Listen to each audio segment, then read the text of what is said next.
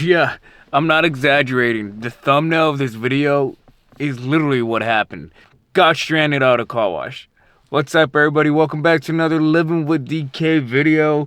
This intro might seem a little bit out of place, but that's only because I'm recording this after the fact from the following clip that I'm going to show. So I just wanted to go ahead and greet you guys in the beginning of the video. And yeah, let's go ahead and cut to this clip. Alright, y'all, so we're on the way to the shop, hopefully for the last time, to finally get rid of what this nightmare has been over the past month and a half with my car. So today, all I'm pretty much doing is just going for them to fix this check engine light that I have for a stuck fuel level sensor. Now, I know I could easily do it and go in there and fix it myself, but honestly, I'm just over it. 1, 2, I don't have the time to do it, and 3, it's been cold as hell lately, so I really don't feel like spending time outside in the cold and just dealing with the BS that I've been having to deal for the past month and a half. So I'm just gonna let the shop handle it, which they've already handled a portion of it. And yeah, man, I want my car to just be ready, fixed, and just be road ready, man, because I really missed out a bunch of driving for the past month and a half. So let's go on the way to the shop. So we went ahead and dropped the car off to DSG, the best auto performance shop out in the DFW Metroplex. Make sure you guys hit them up. Anyways, they're gonna let me know when the car is ready. And dude, your windshield is like all types of dirty. Look at that. You got like bird poop all up in your windshield. Oh shit, you're gonna let him do that in the V6? I'm not catching anywhere near that shit in this car. Anyways, y'all, let me tell y'all this quick story time, man, about why it took a month and a half to pretty much get the car to where it's at right now. So, damn, that shit's like oh, what the hell? And it came, that car, I'm pretty sure they're working on it because he came right out of the shop. Look at that shit. Oh shit. It sounds nice too. Damn, that shit sounds nice. Wow. Anyways, cut back to what, December of last year, we went to go wash the car at a car wash. And after the car wash, it was I tried starting the car back up, and it was taking a long time to crank. It was cranking, but the engine wasn't turning over, and it was just not turning on at all. It did that for a couple of times until I just stopped, and I realized that the fuel pumps weren't priming, which was kind of odd. So I kind of figured that was the issue. Because usually you'll know when your pump's prime whenever you turn the ignition on the car. So we ended up having to get a tow truck to get it towed all the way to the crib. Tow truck ended up taking, man, like 4 fucking hours. We were there like at 4 o'clock in the morning. Tow truck didn't show up till like 8:30. So yeah, that was a nightmare. That was a nightmare of a day. It was on a Sunday too. Anyways, I figured I could take on the task of changing the fuel pumps myself. I was kind of looking like of the scarce videos that they had on the internet for my fuel system, which is an Arcane P2 fuel system with the radium bucket hat. And yeah, man, there's not a lot of tutorials in there, so I had to work with what I had got. I had contacted the previous owner as well to get some insight of how to go about changing the fuel pumps. So all I thought, my naive self, was just buying the two Walbos 274s and from Summit, and just do a quick easy swap, unplug and plug. So I just bought the 2 pumps, not thinking much of it.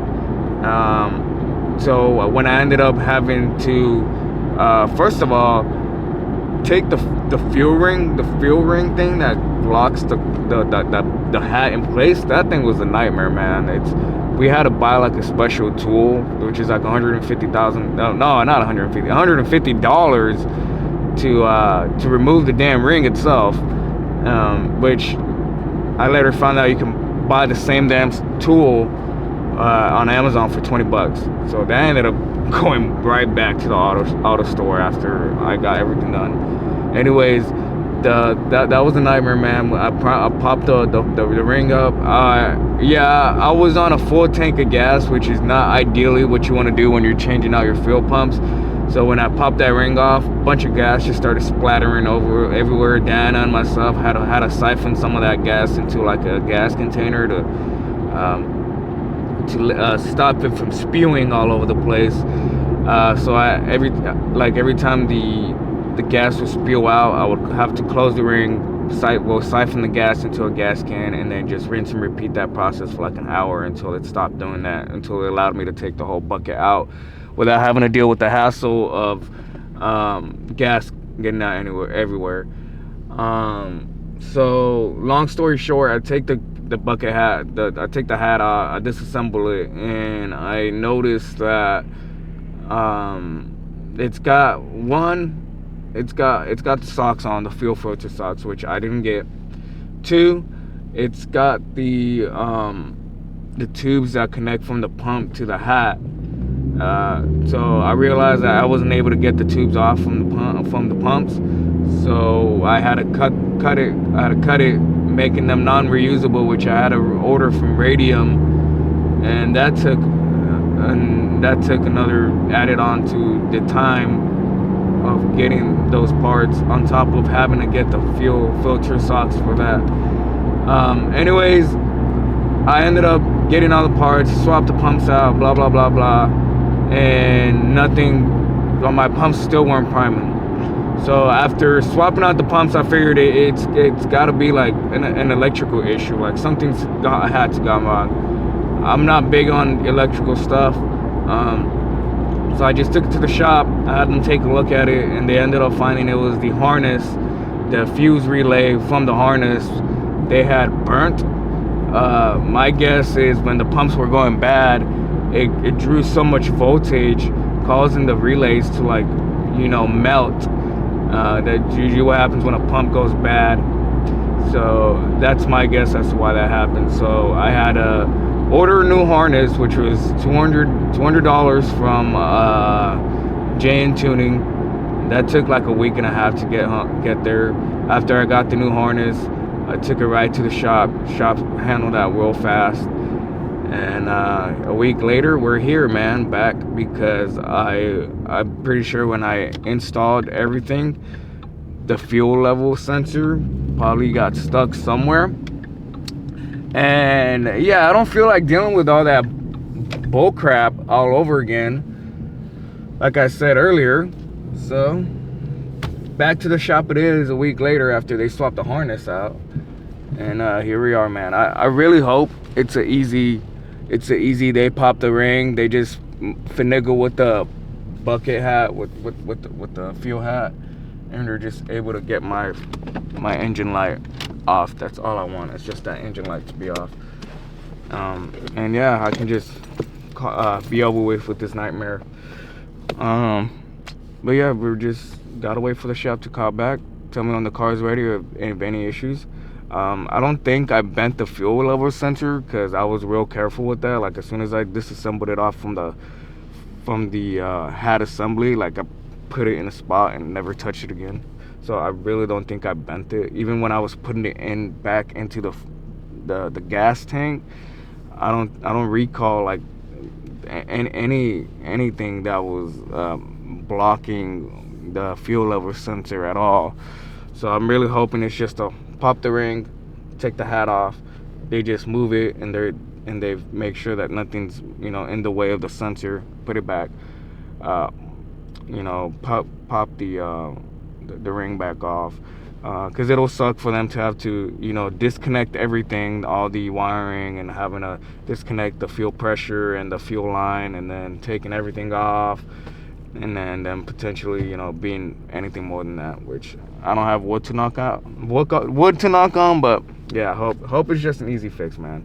Anyways, like I said, I'll get back to you guys when the shop sends me a message on the car. There's some wood over there. You wanna go knock on it? Where? What? Where? The tree branch. Yeah, I'll go knock. I'm telling y'all. Look at that. Go on. Look at that. Y'all, so I don't even know if this is even gonna make it into the video, but you know, you can't shoot a video without including the 3.7 V6 Mustang Diana. So that's what we're gonna be working on today. We're gonna go ahead and do an oil change. So we're looking for the filter right now.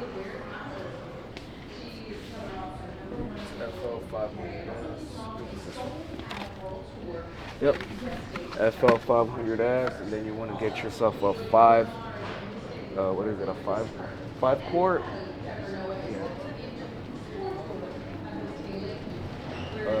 5W20.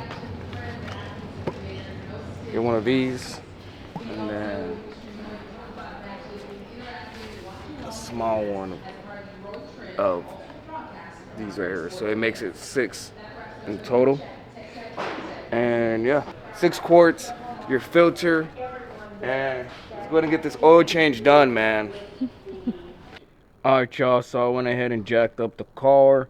Car's in its jack stands. Got the tools right here. Oil, the filter. Let me give you a quick rundown of the car, man. So it's a 3.7 V6 2014. It's got a Roush coater intake. That needs an upgrade. It needs a re-oiling kit on that. It's got BBK shorty headers, and it's got, let's see, a Roush axle back exhaust. Other than that, everything else is pretty much stock in this car.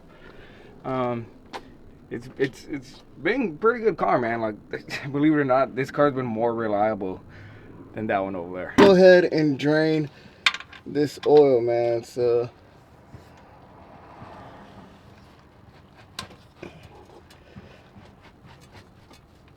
get that plug loosened up.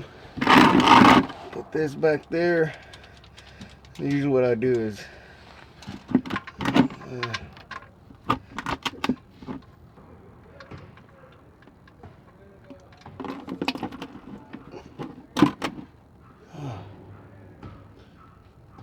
and just let it drain.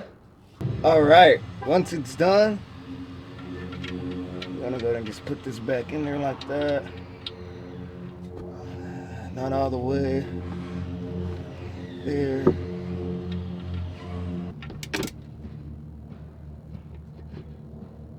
That's it. It's on there. Give it a little clean. And then just take the oil out.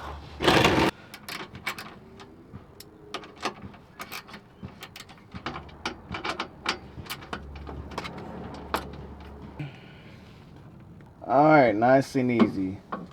Just like that. Oh, man. Okay.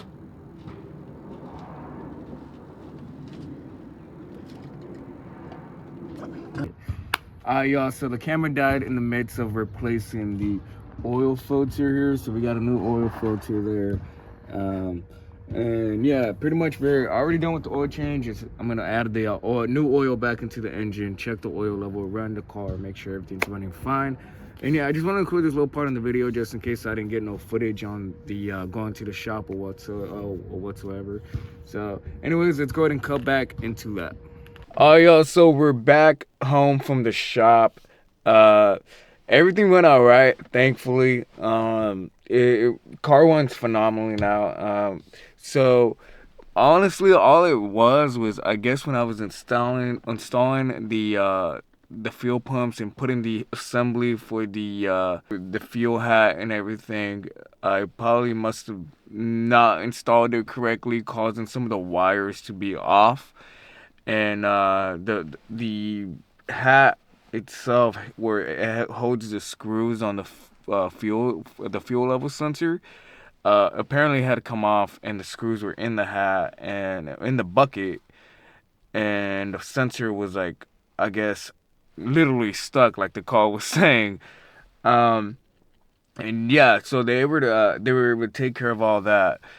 just a little insight of what I was talking about in regards to like the fuel pump and the harness. So I'm gonna go ahead and show you guys what I'm talking about here.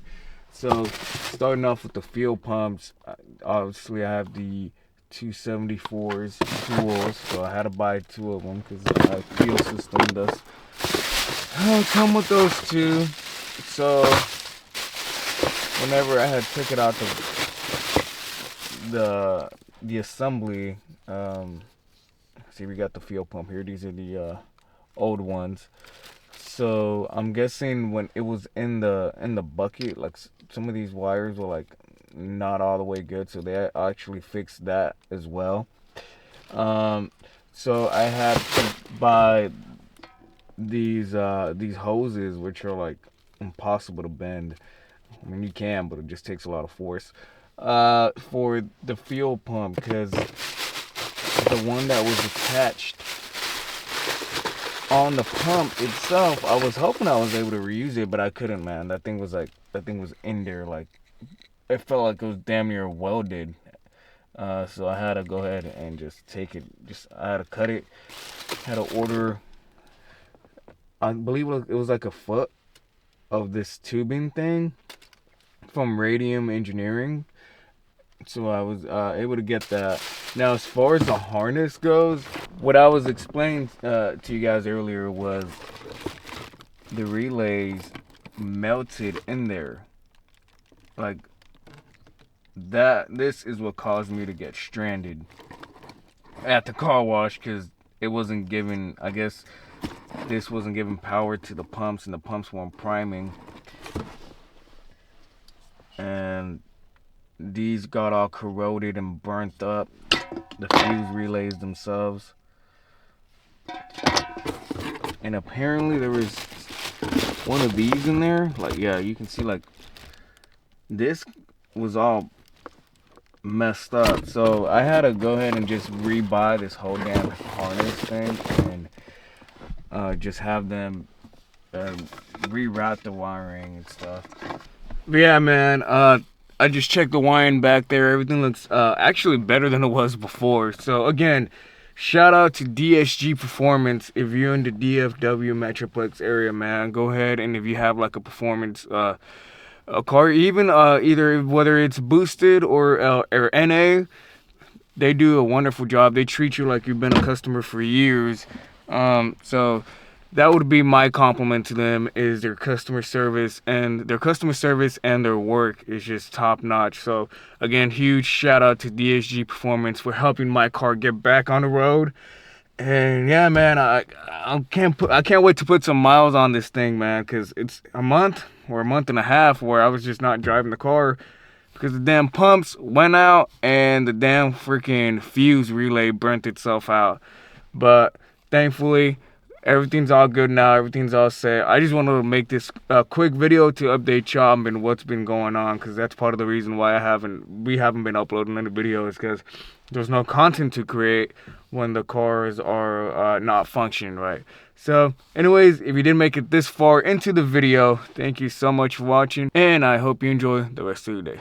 Peace out, everybody.